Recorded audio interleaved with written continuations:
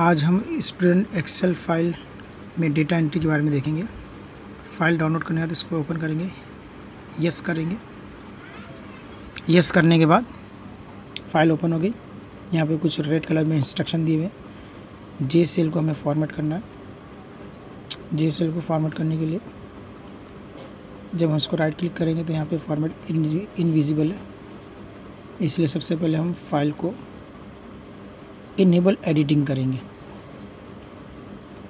Enable editing करने के बाद फिर हम जे सेल को राइट क्लिक करेंगे। हमारे सामने एक डायलॉग खुलेगा, फॉर्मेट सेल।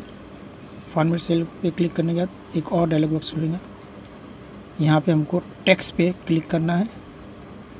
टेक्स्ट पे क्लिक करने के बाद इसको ओके करेंगे। ओके करने के बाद हमारा काम ख़त्म। अब हम इसको सेव कर लेंगे। Now start your work in Excel file. Thank you for watching this video.